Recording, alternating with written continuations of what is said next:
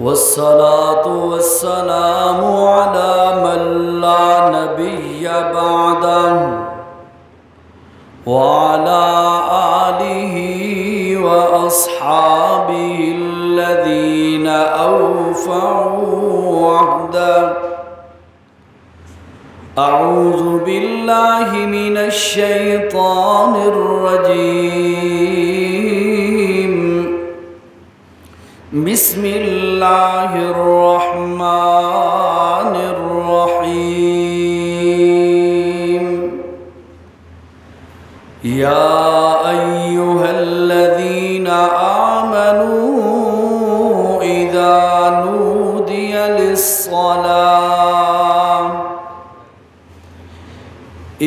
نودي للصلاة من يوم الجمعة فاسعوا إلى ذكر الله وذروا البيع ذلكم خير لكم إن كنتم تعلمون. فإذا قضيت الصلاة فانتشروا في الأرض وابتغوا من فضل الله واذكروا الله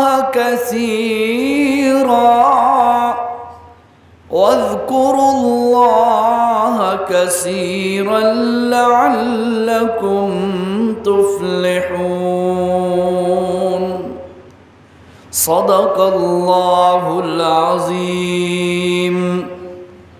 اللهم صل على سيدنا ومولانا محمد وعلى آله وأصحابه أجمعين.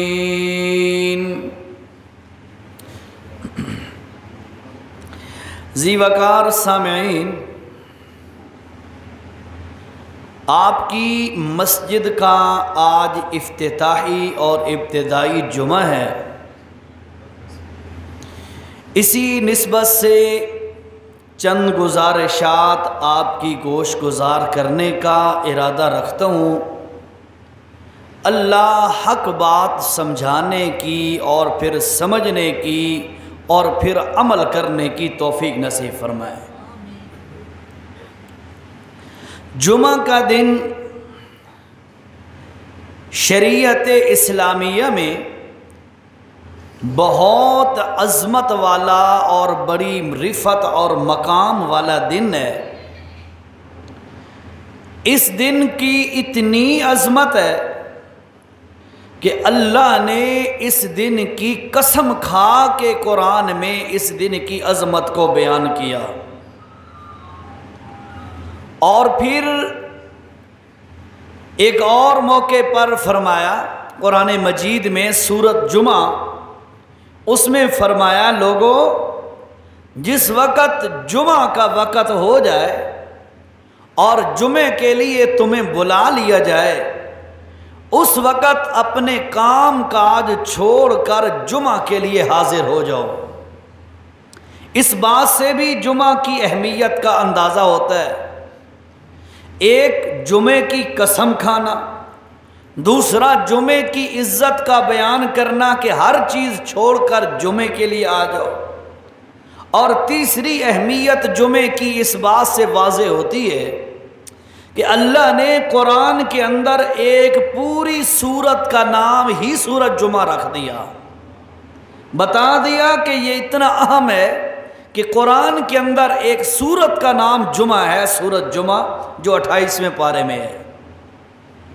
ویسے بھی مسلم شریف کی حدیث ہے، سب کی توجہ ہے نا؟ مسلم شریف کی حدیث ہے، حضور اکرم صلی اللہ تعالی علیہ وسلم نے فرمایا، ابو ہریرہ رضی اللہ تعالیٰ عنہ راوی ہیں اس روایت کے، فرماتے ہیں رسول اللہ صلی اللہ علیہ وسلم نے میرا ہاتھ پکڑا اور فرمایا ابو ہریرہ ہفتے والے دن اللہ نے مٹی کو یعنی زمین کو پیدا فرمایا،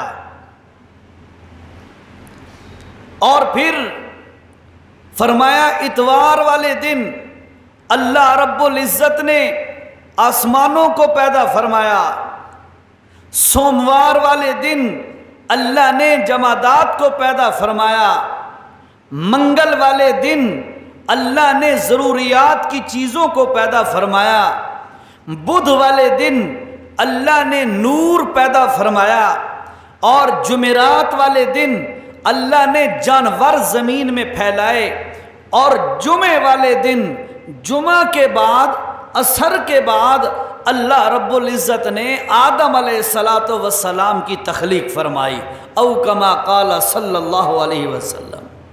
یہ حدیث کا مفہوم میں نے آپ کے سامنے رکھا۔ اس میں اس بات کا ذکر ہے کہ جمعے والے دن اللہ نے سب سے افضل مخلوق انسان اس کو پیدا فرمایا، آدم علیہ السلام کو۔ تو اس لیے شریعت اسلامیہ میں یہ جو جمعہ کا دن ہے یہ بہت فضیلت والا دن ہے۔ حضرت عباس سب کہیں رضی اللہ تعالی عنہ فرماتے ہیں یہودی میرے پاس آیا اور اس نے کہا کہ تمہاری کتاب کے اندر، تمہارے قرآن کے اندر ایک آیت موجود ہے، اگر وہ آیت ہماری کتاب میں موجود ہوتی تو ہم اس دن کو عید کا دن مناتے۔ بات سمجھو ذرا، جو آیت تمہاری کتاب قرآن میں موجود ہے اگر وہ ہماری کتاب میں موجود ہوتی تو ہم اس دن عید مناتے۔ آگے حضرت عباس رضی اللہ تعالیٰ عنہ کا جواب سنیے، فرمایا اور یہودی تو کہتا ہے اگر ہماری کتاب میں یہ آیت اترتی جس دن، اس دن ہم عید مناتے۔ ہم مسلمانوں سے پوچھ جس دن یہ آیت اتری اس دن ہم مسلمانوں کی 2 عیدیں تھیں۔ فرمایا کیسے 2 عیدیں؟ فرمایا جس دن یہ آیت اتری اس دن 9ویں ذی الحجہ عرفہ کا دن تھا، ایک عید مسلمانوں کی کہ جس دن عید کا خطبہ دیا جاتا ہے، اور نمبر 2 فرمایا کہ اس دن جمعہ کا دن تھا، جمعہ کا دن بھی مسلمانوں کے لیے عید کی طرح کا عزت والا اور عظمت والا دن ہے۔ اس لیے اس دن کی قدر جانیے، اس دن کی اہمیت کو سمجھیے۔ یہ دن بڑا اونچا دن ہے، اور آپ نے بہت اچھا فیصلہ کیا ہے کہ آپ نے یہ جو یہاں پر جمعہ کا آغاز کیا ہے علماء کی اجازت سے۔ مفتیان کرام حضرت شیخ صاحب تشریف لائے تھے نا آپ کے پاس، مولانا مفتی امیر عبداللہ صاحب، ان کی یعنی نگرانی میں یہ کام ہوا ہے الحمدللہ۔ تو یہ بہت اچھا سٹیپ ہے بھائیو۔ جمعہ کو جمعہ کہتے اس لیے ہیں کہ اس میں لوگ جمع ہوتے ہیں، اور جمع ہو کر قرآن و سنت کا وعظ اور خطبہ سنا جاتا ہے جو لوگوں کی اصلاح کے لیے کافی ہوتا ہے۔ اور یہ ضروری چیز ہے کہ ہر ہفتے کم از کم ہر ہفتے مسلمانوں کی اصلاح کا کام ہوتا رہے۔ اس سے انشاءاللہ بڑے فوائد آپ کو نظر آئیں گے، انشاءاللہ بڑے فوائد نظر آئیں گے۔ لیکن جمعہ کے متعلق چند چیزیں ذرا اور بھی سن لیں۔ میں نے آپ کو اولاً کہا کہ اللہ نے قرآن مجید میں قسم کھائی ہے جمعہ کی، کیسے؟ فرمایا اعوذ باللہ من الشیطان الرجیم بسم اللہ الرحمن الرحیم والسماء ذات البروج۔ او لوگوں، اللہ فرماتے ہیں قسم ہے مجھے آسمانوں کی، جو برج والا آسمان ہے جس کے اندر برج ہیں بہت بڑے بڑے، ان آسمانوں کی مجھے قسم ہے، والیوم الموعود، اور بار بار لوٹ کر آنے والے دن کی مجھے قسم ہے، یا اس دن کی قسم ہے جس دن تم سارے اللہ کے دربار میں قیامت کے دن جمع ہوگے۔ اور تیسرے نمبر پہ فرمایا وشاہد ومشہود۔ اور لوگوں میں اللہ کو قسم ہے 9ویں ذی الحجہ کی، اور مجھے قسم ہے اللہ کو قسم ہے جمعہ کے دن کی۔ یہ وہ عظیم دن ہے جس کی اللہ قسمیں کھا رہا ہے۔ یہاں پر ایک مسئلہ سمجھو، اللہ کے علاوہ، توجہ ہے سب کی، اللہ کے علاوہ اللہ کی مخلوق کی قسم کھانا حرام ہے۔ کوئی کہتا ہے مجھے نبی کی قسم، کوئی کہتا ہے مجھے علی کی قسم، کوئی کہتا ہے مجھے فلاں چیز کی قسم۔ یاد رکھیے گا، اللہ کے علاوہ کسی مخلوق میں سے کسی فرد کی قسم کھانا حرام ہے۔ یہ شریعت کا مسئلہ ہے، لیکن ذرا توجہ تو کریں، یہی چیز اللہ نے قرآن میں خود قسمیں کھا کھا کے بیان کی ہے۔ کیسے؟ مخلوق کے لیے، ہمارے لیے حکم ہے کہ ہم نے قسم اللہ کے علاوہ کسی کی نہیں کھانی، لیکن اللہ خود قسمیں کھاتا ہے۔ کبھی کہتا ہے وَالسَّمَاءِ ذَاتِ الْبُرُوجِ، اور لوگوں مجھے آسمانوں کی قسم۔ آسمان مخلوق ہے کہ نہیں؟ ذرا بولیں ذرا تھوڑا سا، آج پہلا دن ہے، آج بولیں انشاءاللہ، پھر پوری زندگی آپ بولتے رہیں گے، ٹھیک ہے؟ یہ میرے نام کی تائید نہیں ہے، قرآن و سنت کی تائید کے لیے آپ بولیں گے نا انشاءاللہ۔ اللہ نے آسمانوں کی قسم کھائی ہے۔ آسمان مخلوق ہے کہ نہیں؟ مخلوق ہے نا۔ اللہ نے فرمایا وَالسَّمَاءِ ذَاتِ الْبُرُوجِ، دوسرے مقام پہ فرمایا وَالشَّمْسِ وَضُحَاهَا وَالْقَمَرِ إِذَا تَلَاهَا وَالنَّهَارِ إِذَا جَلَّاهَا وَاللَّيْلِ إِذَا يَغْشَاهَا وَالسَّمَاءِ وَمَا بَنَاهَا وَالْأَرْضِ وَمَا طَحَاهَا۔ یہ ساری قسمیں ہیں، سورج کی قسم ہے اور اس کے چمکنے کی مجھے قسم ہے، والقمر اذا تلاہا، اور مجھے چاند کی قسم ہے اور اس کے طلوع ہونے کی قسم ہے، والنہار اذا جلاہا، اور مجھے دن کی قسم ہے جب وہ روشن ہو جاتا ہے، واللیل اذا یغشاہا، مجھے رات کی قسم ہے جب وہ چھا جاتی ہے۔ یہ ساری قسمیں مخلوق کی قسمیں ہیں، شریعت کا مسئلہ ہے، اللہ کے نام کے علاوہ کسی کی قسم نہیں کھانی، اور اللہ خود قسمیں کھا رہا ہے۔ جواب سنیے ذرا، جواب یہ ہے، یہ سارے کے سارے قوانین مخلوق کے لیے ہوتے ہیں، اللہ خالق کے لیے نہیں۔ یہ پابندیاں مخلوق کے لیے ہیں، اللہ خالق ہے، اللہ کے لیے پابندی نہیں ہے۔ اور یہی تو فرق ہے، یہی تو فرق ہے خالق اور مخلوق کا۔ خالق کسی سے مجبور نہیں، ایسا ہی ہے نا، خالق کے لیے کوئی قانون نہیں، قانون مجبور کے لیے ہوتے ہیں، قانون مخلوق کے لیے ہوتے ہیں۔ وہ خالق ہے، باقی ساری مخلوق ہے، ٹھیک ہے جی۔ اللہ توجہ، تو اللہ نے جمعہ کے دن کی قسم کھائی ہے، بڑا عظیم دن ہے جمعہ کا۔ اس دن اللہ نے، اللہ کے رسول نے لوگوں کو مساجد میں اور جمعہ کے مقامات پہ جمع ہو کر اللہ پاک کا قرآن اور نبی کا فرمان سننے کی ترغیب دی ہے۔ اور توجہ کرو، سورت کا نام سورت جمعہ ہے۔ اللہ نے کیا فرمایا؟ یا ایھا الذین آمنوا، او ایمان والو، اذا نودی للصلاۃ، جس وقت جمعہ کی اذان ہو جائے، جمعہ کی اذان ہو جائے اس وقت تم کیا کرو؟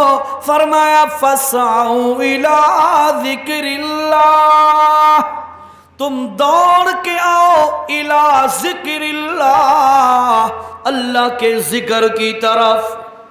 قرآن کہتا ہے اللہ کے ذکر کی طرف دوڑ کے آؤ۔ تھوڑا سا سمجھو ذرا، قرآن یہاں پہ اگر کہتا فَاسْعَوْا إِلَى الْمَسَاجِدِ، لوگوں مسجدوں کی طرف دوڑ کے آؤ، تو بات یہ بھی ٹھیک تھی، لیکن اللہ نے یہ نہیں فرمایا فَاسْعَوْا إِلَى الْمَسَاجِدِ، لوگوں مسجدوں کی طرف آؤ، بلکہ اللہ نے فرمایا فَاسْعَوْا إِلَىٰ ذِكْرِ اللَّهِ، لوگوں اللہ کے ذکر کی طرف آؤ۔ یہ اللہ نے 1400 سال پہلے ایک پابندی لگا دی ہے اور مسئلہ سمجھا دیا ہے، لوگوں جمعہ ادھر پڑھا کرو جہاں خالصتاً اللہ کا ذکر ہو، جہاں پیروں کے خواب اور ٹونے ٹپلے اور ٹوٹکے بیان ہوتے ہوں، جہاں کہانیاں بیان ہوتی ہوں، وہاں جمعے کے لیے نہ جایا کرو، جمعہ ادھر پڑھو جہاں اللہ کا ذکر ہو، اور سب سے افضل ذکر اللہ کا قرآن ہے۔ ٹھیک ہے جی؟ اس لیے جمعہ وہاں پڑھو جہاں قرآن بیان ہو، اور جمعہ پڑھانے والے کو بھی یہ چاہیے کہ وہ جمعے پر قرآن بیان کرے، رسول اللہ کا سچا فرمان بیان کرے، بس۔ اور ٹونے ٹپلوں سے اصلاح نہیں ہو سکتی۔ اللہ نے مخلوق کی، انسانیت کی اصلاح کے لیے جو چیز، جو نصاب مقرر کیا ہے وہ اللہ کا قرآن ہے، اور اس کی تائید کے لیے رسول اللہ کا فرمان ہے۔ ٹھیک ہے جی؟ یقیناً آج جمعے کا افتتاح ہے تو آگے جمعہ آپ کا چلے گا، کوئی تو پڑھائے گا نا جی، تو جو ساتھی بھی مقرر ہوگا یا ہے آپ کو پتہ ہوگا تو وہ انشاءاللہ آپ کو اللہ کا قرآن ہی سنائے گا۔ ٹھیک ہے؟ کوئی خواب اور قصے اور واقعات پہ اکتفا نہیں کرے گا، وہ اللہ کا قرآن اور نبی کا سچا فرمان سنائے گا۔ تو فرمایا یا ایھا الذین آمنوا اذا نودی للصلاۃ من یوم الجمعہ، او لوگو جب جمعہ کے دن تمہیں ندا دی جائے، آواز لگائی جائے، بلایا جائے تمہیں اللہ کے ذکر کی طرف کہ آؤ اللہ کا قرآن بیان ہو رہا ہے، اللہ کے نبی کا فرمان بیان ہو رہا ہے، دوڑے آؤ، آ جاؤ۔ اللہ فرماتے ہیں فَاسْعَوْا إِلَىٰ ذِكْرِ اللَّهِ، پھر سب کچھ چھوڑ کر وَذَرُوا الْبَيْعَ، اپنے کاروبار تجارت چھوڑ کر دوڑ پڑو اللہ کا قرآن سننے کے لیے، اللہ کو قرآن سننے کے لیے دوڑ پڑو، ساری چیزیں چھوڑ دو، دکانداریاں، کاروبار، کام دھندے، سب کو چھوڑ کر اللہ کے قرآن کو سننے کے لیے، رسول اللہ کا فرمان سننے کے لیے فوراً مسجدوں میں پہنچ جاؤ۔ ٹھیک ہے جی؟ اس پر عمل کرو گے نا انشاءاللہ۔ جمعے کے لیے جب بلایا جائے، مطلب اذان دی جائے جمعے کی، اس وقت کام کاج چھوڑ کے تیاری کر کے فوراً مسجد میں پہنچو۔ یہ نہ ہو کہ مولانا صاحب بیٹھے ہوں دیواروں کو سنا رہے ہوں، آپ گھر بیٹھے ہوں، بھئی بس مولوی صاحب خطبہ شروع کریں گے تو پہنچ جائیں گے۔ یہ روش اور یہ طریقہ اختیار نہیں کرنا آپ نے۔ ٹھیک ہو گیا جی؟ اللہ آگے سنیے جی، فرمایا وَذَرُوا الْبَيْعَ ذَلِكُمْ خَيْرٌ لَكُمْ إِن كُنتُمْ تَعْلَمُونَ، اگر تمہیں پتا ہو کہ اللہ کا قرآن سننے کے لیے جب تم آؤ تو تمہیں کیا اجر ملے گا، اللہ فرماتے ہیں تمہیں پتا ہو تو تم سب کچھ چھوڑ کر اللہ کے قرآن کے لیے آ جاؤ۔ میرے نبی صلی اللہ علیہ وسلم نے فرمایا جب کوئی بندہ، حدیث کا مفہوم توجہ سے سنے، جب کوئی بندہ جمعہ کی نماز ادا کرتا ہے، پھر پورے ہفتے کے بعد اگلے جمعے پہ پھر آتا ہے، میرے نبی نے فرمایا لوگوں سن لو، جب یہ اگلے ہفتے پھر جمعہ ادا کرتا ہے، پچھلے پورے ہفتے کے اللہ پاک سارے گناہ معاف کر دیتا ہے۔ کتنی بڑی نعمت ہے۔ اس لیے یاد رکھیں، بڑی شوق ذوق کے ساتھ اللہ کے قرآن کو سننے کے لیے آؤ، رسول اللہ کا دین سننے کے لیے آؤ، اور صرف علم میں اضافہ مقصد نہ ہو، عمل کی نیت سے بیٹھو، سوچ کر یہ چیز دل کے اندر یہ چیز لے کر بیٹھو کہ جو بھی قرآن و سنت کا مسئلہ میں بیان کے اندر سنوں گا اس پر عمل کروں گا اور گھروں میں کرواؤں گا۔ کرو گے نا انشاءاللہ؟ آگے جی فرمایا فَإِذَا قُضِيَتِ الصَّلَاةُ، جس وقت جمعہ پڑھ لو، فَانْتَشِرُوا فِي الْأَرْضِ، پھر زمین میں پھیل جاؤ، وَابْتَغُوا مِنْ فَضْلِ اللَّهِ، اور پھر اللہ کا رزق تلاش کرو۔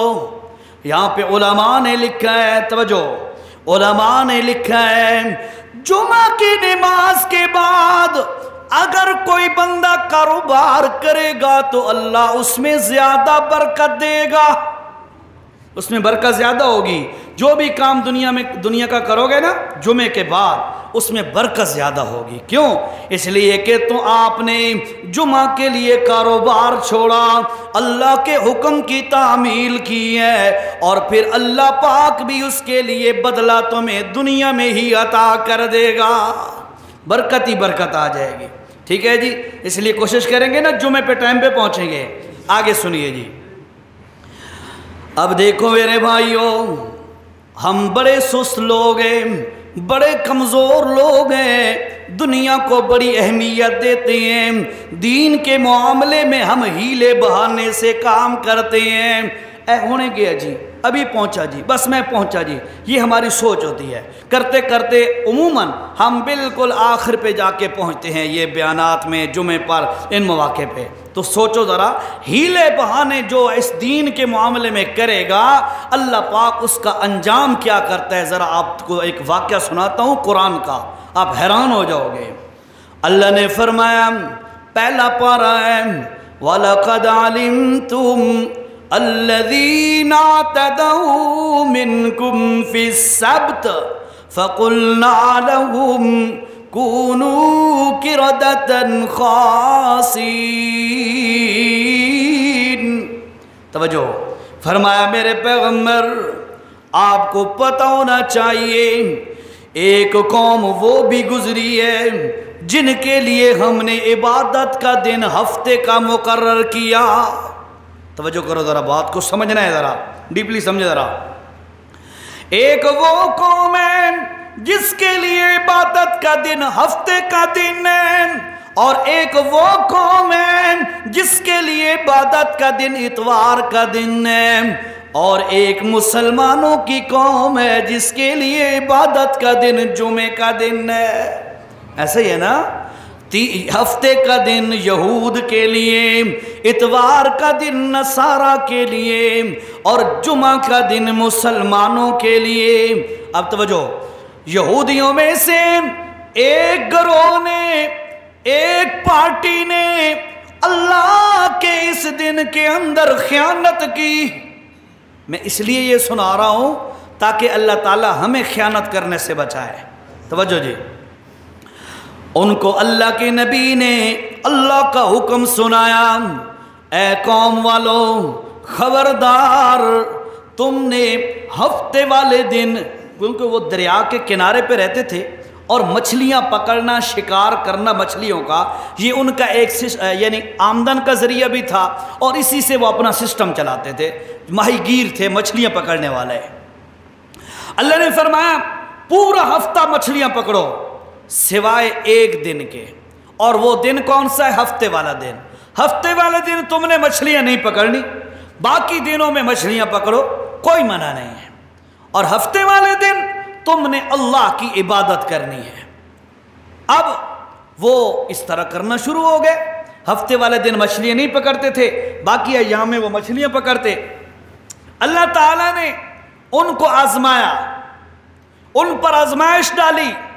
سب سے پہلے میں ایک دعا کرتا ہوں، آپ آمین کہیے، اللہ ہم سب کو ہر بڑی چھوٹی آزمائش سے محفوظ فرمائے۔ حقیقت ہے ہمارے بس کی بات نہیں ہے، ہماری طاقت نہیں ہے کہ ہم اللہ کی آزمائشیں اور امتحانات کے اندر یعنی خود اپنی طاقت سے کامیاب ہو سکیں، بس اللہ ہمیں بچائے امتحانوں سے۔ قرآن کی آیات بھی ہیں نا، ربنا ولا تحمل علینا اسرا کما حملت علی الذین من قبلنا ربنا ولا تحملنا ما لا طاقة لنا به واعف عنا واغفر لنا وارحمنا أنت مولانا فانصرنا على القوم الكافرين۔ آیتیں یاد ہیں؟ بڑی قیمتی آیتیں ہیں، بڑی مرتبت والی آیتیں ہیں، یہ یاد ہونی چاہیے نا۔ ہم نے سمجھا بچپن میں صرف قل ہو اللہ احد جو نماز کے اندر ہم نے سیکھا تھا نا محلے کی کسی مائی سے، بس وہی قرآن کافی ہے۔ بھائیو یہ قرآن بڑا قیمتی ہے، ہم نے یہ قبروں پر پڑھنے کے لیے نہیں آیا، ہاں بھائی قبروں پہ پڑھو بات اس کا حق ادا ہو گیا، نا اس کو یاد کرو، اس کو نمازوں میں پڑھو اور اس کو سیکھو، اس کے مسائل اور مفہوم اور معانی اور احکامات قرآن کے سمجھو، اس پر عمل کرو۔ قرآن اس لیے آیا ہے۔ ہماری کیا پوزیشن ہے؟ رمضان شریف میں ایک آدھ ختم کر لیا دیکھ کے، بھئی حق ادا ہو گیا، ایسا ہی ہوتا ہے نا۔ یہ بھی نیک لوگ جو دیندار ہوتے ہیں نا، یہ ان کی روٹین ہے۔ عام جو ہمارے نوجوان ینگ جنریشن ہے نا، ان بیچاروں کو تو رمضان میں بھی توفیق بہت کم ہوتی ہے۔ اس لیے قرآن اس لیے تو نہیں آیا تھا کہ بس اس کو رکھ دو چوم چاٹ کے بس برکت حاصل کر لو، گھر میں آیت الکرسی لگا کے لٹکا دو بس جنات نہیں آئیں گے۔ قرآن اس لیے تو نہیں آیا تھا۔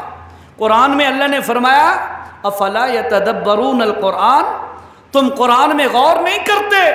ام علی قلوب اقفالها، کیا تمہارے دلوں پہ تالے لگ چکے ہیں؟ تم قرآن کی طرف کیوں نہیں آتے؟ اس لیے بھائی آپ سے گزارش ہے، یہ قرآن کے چیدہ مقامات جو ہے نا ان کو یاد کر لو۔ اور اللہ کے رسول صلی اللہ علیہ وسلم نے فرمایا کہ جو بندہ عشاء کی نماز کے بعد سورۃ ملک کی تلاوت کر کے سوتا ہے، اللہ اسے عذاب قبر سے محفوظ فرماتا ہے۔ آپ ذرا بتاؤ عذاب قبر برداشت کر لو گے؟ یار ہاں نہ بھی نہیں کرتے یار، بولو تو صحیح، عذاب قبر برداشت کر لو گے؟ اللہ کے رسول صلی اللہ علیہ وسلم ایک مرتبہ اپنے سواری پر سوار ہو کے جا رہے تھے، ساتھ صحابہ کرام بھی تھے، آپ کی سواری خچر تھا غالباً، تو وہ قبروں کے قریب سے گزرے تو وہ خچر ڈرا اور ڈر کے اچھل کے ادھر جا کھڑا ہوا۔ اللہ کے نبی صلی اللہ علیہ وسلم نے صحابہ سے پوچھا بتاؤ اس کو کیا ہوا، یہ کیوں ڈرا ہے؟ تو صحابہ نے عرض کیا یا رسول اللہ، اللہ کو پتہ ہے یا اللہ کے نبی کو پتہ ہوگا، ہمیں تو نہیں پتہ۔ اللہ کے رسول صلی اللہ علیہ وسلم نے فرمایا ہما یعذبان، یہ جو دو قبریں ہیں ان قبر والوں کو عذاب ہو رہا ہے، اور ان قبر والوں کے عذاب کی وجہ سے میری سواری ڈری اور ادھر جا کے ڈر کے کھڑی ہو گئی۔ اللہ نے یہ معجزتاً دکھا دیا، مسئلہ سمجھا دیا۔ تو اب اللہ کے رسول صلی اللہ علیہ وسلم نے اگلی بات کی، توجہ، اللہ کے رسول صلی اللہ علیہ وسلم نے اگلی بات کی، فرمایا لوگوں یہ کوئی اتنے بڑے جرموں کی وجہ سے عذاب نہیں جھیل رہے، کوئی اتنے بڑے جرم نہیں تھے، لوگوں کی نظروں میں بڑے چھوٹے جرم تھے وہ، جس کو ہم چھوٹا سا گناہ ہی نہیں سمجھتے۔ آج ہماری یہ پوزیشن ہے۔ میرے نبی نے فرمایا لوگوں کی نظروں میں یہ بہت چھوٹے جرم ہیں، اور وہ کون سے ہیں؟ فرمایا ان میں سے ایک قبر والا اپنی پیشاب کے چھوٹے قطروں سے نہیں بچتا تھا، پیشاب کے قطروں سے ایک نہیں بچتا تھا، اسے عذاب قبر ہو رہا تھا، اور دوسرا اپنے بھائی کی غیبت کرتا تھا، غیبت سے نہیں بچتا تھا، اسے عذاب قبر ہو رہا تھا۔ یہ تو ہم گناہ نہیں سمجھتے نا آج، جانوروں کا موتر اور پیشاب کے اندر ہم گھوم پھر رہے ہوتے ہیں، پتہ ہی نہیں ہوتا، کپڑے بچانے کی کوشش بھی نہیں کرتے، ایسا ہوتا ہے نا، ہمارے خیال ہی نہیں ہوتا۔ ہماری عورتوں کی بھی یہی پوزیشن ہے کہ بچہ ہے بچی ہے گود میں اٹھایا ہوا ہے، اس نے پیشاب کر دی ہے، فکر ہی کوئی نہیں ہے، چلو کر دی ہے بائی چانس جا کے فوراً اس کا حل نکالے دھوئے، لیکن فکر پتہ ہی نہیں ہے ہمیں مسئلے کا۔ یہ جمعہ اسی لیے شروع ہوا ہے تاکہ ہمیں دین کی کوئی سمجھ آئے. محض نماز پڑھ لینا کافی نہیں، دین کو سمجھ کر اس پر عمل کرنا ضروری ہے. ٹھیک ہے نا جی؟ تو اب ذرا دیکھو، چھوٹے چھوٹے گناہوں پر عذاب قبر ہو رہا تھا، اور عذاب قبر کی پوزیشن پتہ کیا ہے؟ فرمایا عذاب قبر کی پوزیشن یہ ہے، جب کوئی بندہ گناہگار بندہ قبر میں اتارا جاتا ہے تو قبر اسے کہتی ہے پوری دھرتی پر سب سے زیادہ نفرت مجھے تم سے تھی، آج تم میرے پاس آ گیا، دیکھ میں تیرے ساتھ کیا سلوک کرتی ہوں. میرے نبی صلی اللہ علیہ وسلم کی حدیث کا مفہوم ہے، فرمایا پھر وہ قبر اس مردے کو پریس کرتی ہے، دباتی ہے، اتنا پریس کرتی ہے کہ اس کی پسلیاں آپس میں ایسے گھس جاتی ہیں. اب بتاؤ جس کے ساتھ یہ حال ہو وہ کیا کرے گا؟ موت بھی نہیں آنی نا، موت کے بعد تو موت ہی نہیں ہے. اب کیا کرے گا؟ وہ پستا رہے گا قیامت تک، پھر قیامت کا دن آئے گا، پھر اگلے مرحلے شروع ہو جائیں گے. تو اس کا حل میرے نبی نے کیا بتایا؟ میرے نبی نے فرمایا اور سونے سے پہلے سورۃ ملک پڑھ لیا کرو، اللہ تمہیں عذاب قبر سے بچا لے گا. سوکھا کام ہے نا، آسان کام ہے. میری اردو سمجھ آ رہی ہے نا آپ کو؟ تو اس لیے یہ آسان کام ہے. خدا را یہ یاد کرو. لوگ کہتے ہیں یاد نہیں ہوتا. کیوں نہیں یاد ہوتا؟ موبائلوں کے نمبر یاد ہو جاتے ہیں، میں فلاں کا یہ نمبر ہے، فلاں کا یہ نمبر. کرکٹ کی ٹیم کے کھلاڑیوں کے سارے 13 کے نام یاد ہوتے ہیں. فلاں دن فلاں نے کتنی بیٹنگ کیسے کی تھی، اس نے بولنگ کیسے کی تھی، فیلڈر کیسا تھا، وہ فلاں یہ کیچ آؤٹ ہوا تھا، یہ ساری ہسٹری یاد ہے. اور تگڑا ڈرامہ دیکھتے ہوئے ان کے سارے ایکٹروں کے نام یاد ہو سکتے ہیں. نہیں یاد ہوتا تو اللہ کا قرآن یاد نہیں ہوتا نا میرے بھائی. یہ شیطان کا دھوکہ ہے. اللہ نے قسم کھائی ہے قرآن میں اور فرمایا وَلَقَدْ، اور لوگوں مجھے قسم ہے اللہ ہونے کی، یسرنا القرآن، ہم نے قرآن کو بڑا آسان کیا ہے، بہت آسان بنایا ہے. کیسا آسان؟ اٹھانا، بھائی اٹھانا آسان ہے. فرمایا نہیں، لِلذِّکْرِ، یاد کرنے کے لیے ہم نے قرآن بڑا آسان بنایا. فَهَلْ مِن مُدَّکِرٍ، کوئی ہے جو قرآن کو یاد کرے؟ خدا را ہم اسی رب کا نمک کھاتے ہیں، خدا را ہم اسی رب کی نعمتیں دن رات استعمال کرتے ہیں، اور ہم اس رب کا قرآن ہی نہ پڑھ سکیں. ایک ہی چیز تو اللہ نے ہمیں دی ہے، قرآن، اور کہا کہ دنیا کے کام دھندے کرو پر قرآن کو یاد رکھنا. ہم قرآن کو چھوڑ بیٹھے. قرآن نہیں چھوڑو گے نا انشاءاللہ؟ پڑھو گے نا جی؟ یاد کرنے کی کوشش کرو. صرف قل هو اللہ احد پر اکتفا نہ کیا کرو. مسئلہ سمجھ لو ذرا. مسئلہ، جس بندے کو قرآن کا کوئی اور مقام یاد ہو، توجہ، جس بندے کو قرآن کا کوئی اور مقام بھی یاد ہو، کہیں سے 2-3 آیتیں آتی ہیں، کوئی مقام قرآن کا یاد ہے، اور پھر بھی وہ تلاوت اور مقام کی نماز میں نہیں کرتا، ہر نماز میں سورۃ قل هو اللہ احد پڑھتا رہتا ہے، ایسے بندے کی نماز مکروہ ہے. یار آیت الکرسی قرآن کا حصہ ہے، اکثر لوگوں کو آتی ہے، سب کو آتی ہوگی انشاءاللہ. ایک رکعت میں پڑھو، یہ قرآن ہے نا. اسی طرح جو ہے سورۃ بقرہ کی آخری آیتیں یاد ہونی چاہیے، یہ کو نماز میں پڑھو. سورۃ حشر کی آخری آیتیں یاد ہوں، یہ نماز میں پڑھو. سورۃ ملک یاد ہو، یہ نماز میں پڑھو. یہ سارا قرآن اسی لیے آیا ہے. ایک اور بات بتاؤں آپ کو، یہ مسئلہ کرنی تو جمعے کی بات تھی، لیکن چلو یہ بھی فائدے کی چیزیں ہیں. فائدہ ہو رہا ہے نا ان چیزوں سے؟ سمجھ آ رہی ہے نا؟ فرمایا کہ من قرأ حرفا من کتاب اللہ، جو بندہ اللہ کے قرآن کا ایک حرف پڑھتا ہے، اللہ پاک اس کو ہر حرف کے بدلے میں 10 نیکیاں عطا فرماتا ہے. کتنیاں؟ 10 نیکیاں. اگلی بات سنو، جو بندہ نوافل کے اندر بیٹھ کر اللہ کا قرآن پڑھتا ہے، اس کو ہر حرف کے بدلے میں 50 نیکی ملتی ہے. اور اس سے اگلی بات سنو، جو بندہ نماز کے اندر کھڑا ہو کے قیام کی حالت میں اللہ کا قرآن تلاوت کرتا ہے، ہر حرف کے بدلے میں 100 نیکی اللہ عطا فرماتا ہے۔ اے لوٹیاں ہماری میاں والے کی زبان میں کہتے ہیں، لوٹیاں لٹنے کی چیزیں ہیں، یہ لوٹیں ان کو۔ خدا را زندگی پگھل رہی ہے، گزر رہی ہے، برف فرش پہ رکھ دو نا برف کا بلاک اٹھا کے، تو گھنٹے 2 گھنٹے بعد وہ برف کا بلاک پگھل جائے گا، ایسا ہی ہے نا؟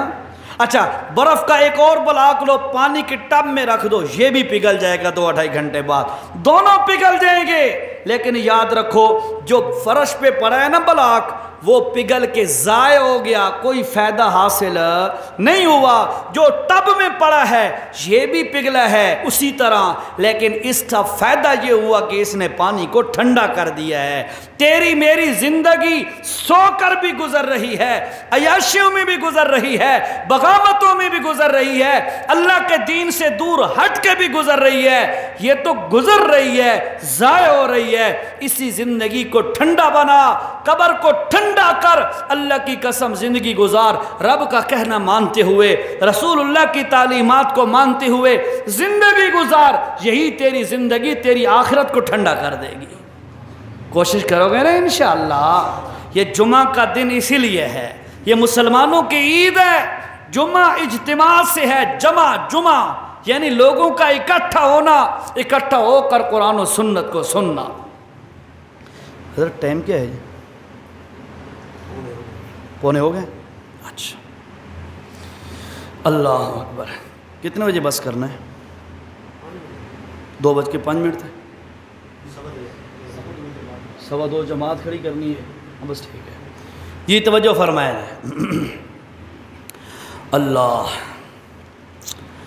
جمعہ کے متعلق اللہ نے فرمایا، وہ بات ہو رہی تھی وہ ہفتے والے دن کے لوگوں کی، اللہ نے فرمایا باقی دنوں کے اندر مچھلیاں پکڑو پر ہفتے والے دن، بولو ذرا، ہفتے والے دن نہیں پکڑنی۔ اور اللہ نے ان پر آزمائش ڈال دی، امتحان ڈال دیا۔ اب دیکھو ہمارے اوپر بھی امتحان آتا ہے، نماز کا وقت ہو جائے، اذان ہو گئی، ادھر سے دکاندار کے پاس گاہک آ جاتا ہے، یہ آزمائش ہوتی ہے، ادھر سے کام شروع کیے ہوا ہے، بڑی عجیب پوزیشن میں کام ہے، ادھر سے اللہ کی ندا اذان آ گئی، یہ امتحان بن گیا ہے۔ اب یہ امتحان بن گیا ہے، ان لوگوں کے لیے بھی اللہ نے اسی ہفتے کے دن کو امتحان بنا دیا۔ کیسے؟ اللہ کا کرنا، باقی 6 دن ان کے دریا میں مچھلیاں بہت تھوڑی ہوتی تھیں، اور 7واں دن جو ہفتے کا دن تھا اس دن بہت زیادہ مچھلیاں اوپر تیرنا شروع ہو جاتی۔ ان کے دل کے اندر جی للچانے لگ گیا ہے، مچھلیاں تو آ جائی ہیں جی ہمارے پاس، اب کیا وہ پکڑ تو نہیں سکتے۔ کچھ دن تو انہوں نے صبر کیا، چند ہفتے تو انہوں نے صبر کیا، لیکن ان میں سے کچھ بندوں نے یہ ترکیب کی کہ یوں کرو، اس دریا کے ساتھ چھوٹے چھوٹے گڑھے کھود دو اور چھوٹی چھوٹی نالیاں بنا دو، تاکہ ہم اپنے ہاتھ سے تو نہ پکڑیں، مچھلیاں زیادہ آئیں گی، اور مچھلیاں آ کر اس گڑھے میں جب گر جائیں گی واپس نہیں جا سکیں گی۔ جب قوم والوں نے یہ طریقہ شروع کیا اور اللہ کی حدوں کو توڑا، اللہ نے ان پر عذاب کون سا بھیجا؟ فرمایا کونو قردۃ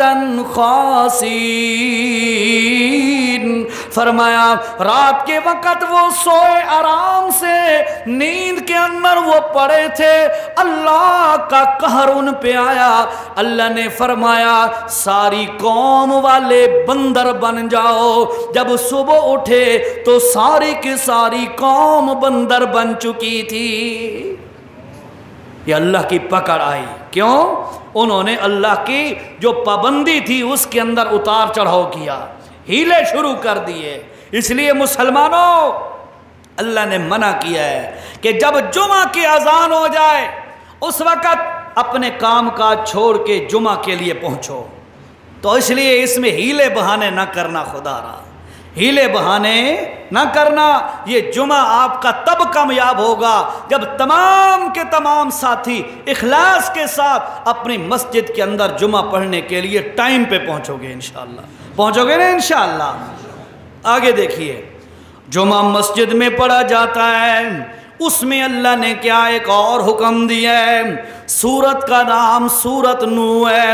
فرمایا وَأَنَّ الْمَسَاجِدَ لِلَّهِ۔ او ملک صاحبہ، او خان صاحبہ، او چودھری صاحبہ، یہ نہ سمجھنا کہ مسجد میری جاگیر ہے، مسجد میری جائیداد ہے، مسجد میں نے زمین دی تھی مسجد کی، یہ تعمیر میں نے کرائی تھی، یا تعمیر میں نے اتنے 1000 روپے دیا تھا، اب میرا آرڈر چلے گا۔ اللہ نے فرمایا خبردار ہو لوگو، وَأَنَّ مساجد للہ، او لوگوں مسجدوں کا مالک کون ہے؟ اونچا بولو، مسجد کا مالک اکیلا اللہ ہے، اور کسی کی بادشاہت نہیں چل سکتی۔ ایک اللہ کا آرڈر چلے گا، ایک اللہ کا حکم چلے گا۔ اور توجہ، ایک واقعہ سناتا ہوں آپ کو، تاریخی واقعہ ہے لیکن ایگزیکٹ اس پوائنٹ پہ۔ خلیفہ ہارون الرشید، نام سنا ہوا ہے؟ ہارون الرشید خلیفہ بڑا نیک خلیفہ تھا، مسلمان خلیفہ۔ اس نے اپنی بیگم زبیدہ نامی بڑی نیک سیرت عورت تھی، بڑی پاک دامن، بڑی نیک سیرت، شاہی خاندان کی فرسٹ عورت تھی، لیکن یہ ہے کہ بڑی نیک عورت تھی۔ اس کی اخلاص سے بنائے ہوئے دین کے لیے جو کام ہیں آج تک ان کی نشانیاں موجود ہیں، سینکڑوں سال بیت گئے۔ حقیقت ہے آج بھی آپ جائیں نا طائف سے لے کر مکہ تک، اور ان علاقوں میں آج بھی نہر زبیدہ موجود ہے، پانی اس میں نہیں ہے لیکن نہر زبیدہ موجود ہے آج بھی۔ بڑی اخلاص والی کمال کی عورت تھی۔ ایک دن خلیفہ ہارون الرشید نے ویسی باتوں میں اپنی بیوی سے کہہ دیا، اگر آج کی رات تم میری حکومت کے ایریے سے باہر نہ نکلی تو تمہیں طلاق ہے۔ بہت سمجھو ذرا، اور وہ کوئی حکومت چھوٹی سی تو تھی نہیں، بہت بڑا ایریا تھا اس کا، یہ کابل تک ہمارے یہ افغانستان میں، اور یہ فرانس اور یہ سارے ممالک اسلامی سلطنت کے زیر سایہ تھے۔ اس نے کہا اگر آج کی رات تو میرے اس حکومت کے ایریے سے، جہاں جہاں میری مملکت ہے، جہاں جہاں میری حکومت ہے، اگر تو آج کی رات میری حکومت سے باہر نہ نکلی تو تمہیں طلاق۔ یہ کہا اور پھر ہوش ٹھکانے آ گیا، بھئی یہ میں کیا کہہ بیٹھا۔ اور عموماً ہوتا ایسے ہی ہے، عموماً ہوتا ایسے ہی ہے، طلاق دے بیٹھتے ہیں نا تو پھر بعد میں سوچتے ہیں اوہ یہ میں کیا کر بیٹھا، یہ میرے ساتھ۔ 2-3 سال پہلے کی بات ہے، ایک بندے نے مجھ سے مسئلہ پوچھا، کہتا ہے جی بڑی محبت کی شادی کی ہے، نوجوان لڑکا ہے، بڑی محبت سے شادی کی ہے، اور گھر میں آیا، سردیوں کا موسم تھا، گھر میں آیا مالٹے لے کر، اور بیوی کی طرف ایک پھینکا، کہتا ہے ہک تے دو تے ترے، مذاق میں بیوی کو 3 طلاقیں دے دیں۔ جو ہی بیوی نے سنی تو بیوی تو بے ہوش ہو کے گر گئی۔ اس کو جب افاقہ ہوا اس نے کہا جی مولویوں کے پاس جا، تو مسئلہ پوچھ پہلے۔ ان اوروں سے بھی پوچھا ہوگا، بہرحال مجھ ناچیز سے بھی انہوں نے پوچھا، مجھے کہا جی کیا اس کے بارے میں حکم ہے؟ میں نے ان کو مسئلہ بتایا، میں نے کہا شریعت میں حضور صلی اللہ علیہ وسلم نے فرمایا کہ ثلاثن حزلہن جد و جدہن جد، او کما قال صلی اللہ علیہ وسلم، فرمایا 3 چیزیں ایسی ہیں جن کا مذاق بھی سچ ہے، سچ بھی سچ ہے، جھوٹ بھی سچ ہے۔ کون سی؟ ان میں سے فرمایا ایک طلاق ہے، طلاق مذاق میں دو تب بھی ہو جائے گی، طلاق دے کے کہو میں نے جھوٹ مارا ہے تب بھی ہو جائے گی، سچ کہو طلاق تب بھی ہو جائے گی، طلاق میں سیکنڈ آپشن ہے ہی کوئی نہیں۔ اس لیے تو کہتے ہیں نا محتاط ہو کے رہنا چاہیے بندے کو، ٹھیک ہے نا؟ بہرحال تو ہارون الرشید نے جب یہ جملہ کہا کہ اگر تو میرے مملکت اور حکومت کے ایریے سے آج کی رات باہر نہ نکلی تو تمہیں طلاق ہے. اب جہاز تو تھے کوئی نہیں، بھئی چلو 2-3 گھنٹوں میں خارج ہو جائے علاقے سے. بندہ بیٹھ کے شاہی کرانے کی عورت تھی، بھئی چلو یار اب وقتی طور پہ اس کو باہر لے جاؤ طلاق نہ پڑے. وہ تو دور تھا گدر ایڑیوں کا، ان چیزوں کا. اب بڑا پریشان سر پکڑ کے بیٹھ گیا. علماء کو بلایا، علماء تشریف لائے. بھائی اس کا حل، سارے علماء بیٹھے ہیں. بھئی یار طلاق ہو گئی ہے، طلاق ہو جائے گی صبح تک، جو ہی صبح ہوگی طلاق آٹومیٹک ہو جائے گی. اب بڑے پریشان. کسی نے کہا جی قاضی ابو یوسف رحمہ اللہ اس کو بلاؤ اور اس سے پوچھو وہ کیا کہتے ہیں. ان کو بلایا گیا، امام ابو یوسف رحمۃ اللہ تعالیٰ علیہ کو. یہ امام ابو حنیفہ رحمہ اللہ کے شاگرد ہیں، 3 نامور شاگرد ہیں، امام محمد، امام ابو یوسف اور امام ظفر رحمہم اللہ. یہ تینوں حضرات امام ابو حنیفہ کے بڑے پائے کے شاگرد ہیں. ان میں سے امام ابو یوسف ہے. ان کو بلایا گیا. بھئی جناب آپ بتائیں اس مسئلے کا اب کوئی حل ہی نہیں ہے، ہمیں تو یہ لگ رہا ہے، کوئی حل نظر آتا ہے آپ کو؟ تو امام ابو یوسف رحمہ اللہ نے ہارون الرشید کی طرف دیکھا اور دیکھ کے مسکرا پڑے اور فرمایا حل میں بتاتا ہوں، حل میں بتاتا ہوں. کہا کون سا حل؟ اس میں بھی جان آ گئی نا، بھائی کوئی حل نظر آ رہا ہے، اس میں بھی جان آ گئی. اس نے کہا میں حل بتاتا ہوں. کون سا حل ہے؟ اس نے کہا جی آج کی رات آپ اپنی بیوی کو مسجد میں رات ٹھہرا دیں، وہ مسجد میں ٹھہر جائے. کیوں؟ اس لیے کہ آپ کی حکومت جتنی مضبوط کیوں نہ ہو وہ مسجد میں حکومت نہیں چل سکتی. مسجد اللہ کا گھر ہے، اس میں حکومت نہیں چل سکتی، آپ کی کسی کی حکومت نہیں چل سکتی. بیوی کو آج کی رات مسجد میں ٹھہرا دو، یا آپ کی حکومت سے باہر نکل آئی ہے، اللہ کے گھر میں آ گئی ہے، صبح واپس لے جانا، طلاق سے بچ جاؤ گے. تو میں عرض کر رہا تھا وَأَنَّ الْمَسَاجِدَ لِلَّهِ، اور لوگوں مسجدیں اللہ کی ہیں، کسی کی جاگیر نہیں، کسی کی زیر سایہ نہیں. ہاں جس کو متولی ہونے کا اعزاز اور متولی ہونے کا انعام اللہ پاک دے دے اسے شکر کرنا چاہیے. ہاں جس کو مسجد کے واش روم دھونے کا موقع مل جائے اللہ کی قسم اسے شکر کرنا چاہیے. یہ اللہ کا گھر ہے. دور حدیث سے ہم جس دن فارغ ہو رہے تھے، ہمارے شیخ صاحب تھے، انہوں نے ہمیں بڑی عجیب سی بات کہی، توجہ سے، شاید میں نے مختلف جگہوں میں پہلے بتائی بھی ہے. انہوں نے بتایا بیٹا جا رہے ہو، ایک بات یاد رکھنا، اگر اللہ تمہیں کسی مسجد میں امامت، خطابت، دین کی خدمت کا موقع دے دے تو شکر کر کے اللہ کے دین کی خدمت کرتے رہنا. اور اگر یہ موقع نہ ملے، یہ ان لڑکوں کو کہا جا رہا ہے جو حدیث پڑھ کے عالم ہو بن چکے ہیں، ان کو کہہ رہے ہیں استاد، میں بھی ان کی منہی میں سے ایک طالب علم تھا. تو فرمایا کہ اگر وہ موقع نہ ملے امامت خطابت کا، مسجد کی لیٹرینیں دھونے کا بھی موقع مل جائے اس کو بھی ہاتھ سے ضائع مت ہونے دینا، وہ بھی اللہ کی نعمت سمجھنا. اور میں آپ سے بھی گزارش کروں گا، یہ رب کا گھر ہے، اس کا نام ہے مسجد. مسجد کہتے کیوں ہیں اسے؟ اس لیے کہ مسجد کا معنی ہے ایسا مکان، یہ اسم ظرف ہے اور ظرف مکان ہے، پڑھے لکھے ساتھی سمجھ گئے ہوں گے، یہ ظرف مکان ہے. مسجد کا معنی ہے ایسی جگہ جہاں سجدے کر کے رب کو راضی کیا جائے. مسجد کا کیا معنی ہے؟ جہاں سجدے کر کے کس کو راضی کیا جائے؟ اللہ کو. بولو کس کو؟ اللہ کو راضی کیا جائے. یہ وہ جگہ ہے، اس کی خدمت کا کسی کو بھی موقع مل جائے وہ غنیمت سمجھے. ٹھیک ہے جی. فرمایا وَأَنَّ الْمَسَاجِدَ لِلَّهِ، اور لوگوں مسجدیں اللہ کا گھر ہیں، اللہ کی زیر سایہ ہیں، اللہ کی بادشاہت کے اندر ہیں. اور سنو فَلَا تَدْعُوا مَعَ اللَّهِ أَحَدًا، خبردارو لوگوں ان مسجدوں میں آ کر اس رب کو چھوڑ کر کسی اور کی پکار نہ کرنا، کسی کو نہ پکارنا. یا رسول اللہ مدد، یا علی مدد، یا ولی مدد، یا غوث مدد، یا بہاول حق بیڑا ڈھک، یا فلاں یا فلاں۔ فرمایا خبردار، یہ اللہ کا گھر ہے، اس میں صرف اللہ کو پکارو۔ ٹھیک ہے جی، دو تین چیزیں میں نے آپ کے سامنے ذکر کر دیں، اب آخری چند چیزیں ذکر کرتا ہوں توجہ سے۔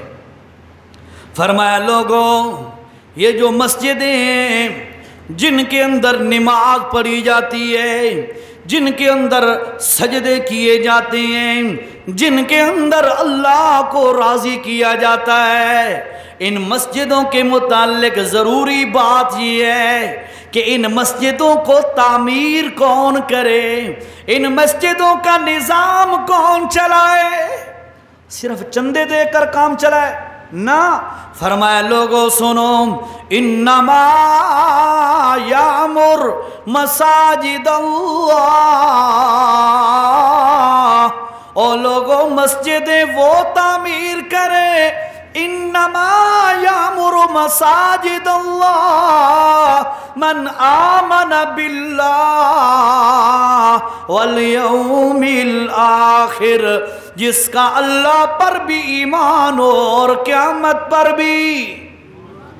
اللہ پر ایمان کا کیا مطلب ہے؟ اس کا عقیدہ قرآن و سنت کے مطابق ہو۔